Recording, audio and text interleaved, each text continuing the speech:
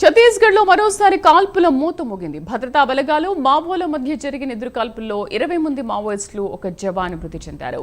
గంగలూరు పరిధి ఆండ్రీ అడవుల్లో ఇవాళ తెల్లవారుజాము నుంచి కాల్పులు జరిగాయి. ఘటనా స్థలిలో భారీగా ఆయుధాలు, పేలుడు పదార్థాలు స్వాధీనం చేసుకున్నారు. మా కరెస్పాండెంట్ రజనీకాంత్ పూర్తి సమాచారం అందిస్తారు. రజనీకాంత్. శ్రీదేవి, ఛత్తీస్గఢ్ రాష్ట్రం బిజాపూర్, దంతెవాడ సరిహద్దు జిల్లాల పరిధిలో గంగులూరు పోలీస్ స్టేషన్ పరిధిలో ఆండ్రీ అడవుల్లో మావోయిస్టులు తలదాచుకున్న సమాచారం నేపథ్యంలో బీజాపూర్, దంతెవాడ సంబంధించిన 2 జిల్లాలకు సంబంధించిన డిఆర్జీ జవాన్లు సంయుక్తంగా కూంబింగ్ ఆపరేషన్ తెల్లవారుజామున 7 గంటల ప్రాంతాల్లో కూంబింగ్ ఆపరేషన్ చేపట్టారు. కూంబింగ్ ఆపరేషన్ చేపట్టిన తొలుత 8 గంటల ప్రాంతాల్లో మావోయిస్టులు ఉన్న ప్రాంతానికి భద్రతా బలగాలు చేరుకోవడంతో ఒక్కసారిగా మావోయిస్టులు అలజడి గమనించిన తర్వాత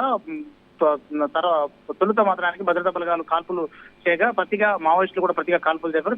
కాల్పులు మాత్రం దాదాపు సుమారు 6 గంటల నుంచి 7 గంటల పాటు నిర్విరామంగా కొనసాగుతున్న నేపథ్యంలో కొద్దిసేపటి క్రితం మాత్రం 1 గంట ప్రాంతంలో సుమారు మావోయిస్టులు అక్కడి నుంచి ఎన్కౌంటర్ ప్రాంతం నుంచి సేఫ్ జోన్ కు కొంత వెళ్లడంతో ఆ ప్రాంతాన్ని మొత్తం ఎన్కౌంటర్ జరిగిన ప్రాంతాల్లో మొత్తం పూర్తిగా భద్రతా బలగాలు స్వాధీనం చేసుకోవడంతో ఆ ప్రాంతంలో సుమారు 20 మంది మావోయిస్టులు మృతి చెందారు.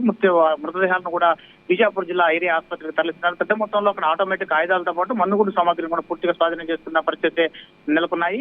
ఈ ఘటనకు సంబంధించి ఇప్పటికే అధికారికంగా బిజాపూర్ సంబంధించిన దత్తవాడ జిల్లాకు సంబంధించిన డిఆర్జీ జవాన్లు మాత్రం అధికారికంగా వెల్లడించినప్పటికీ మాత్రానికి ప్రస్తుతం ఎన్కౌంటర్ ప్రాంతంలో మాత్రం 20 మంది మావోయిస్టులు భద్రతా బలగాలు మొట్టుపెట్టినట్టుగా తెలుస్తుంది. ఇంకా ఆండ్రీ అడవుల్లో ఇంకా కూంబింగ్ ఆపరేషన్ కూడా కొనసాగుతున్నట్టుగా తెలుస్తుంది.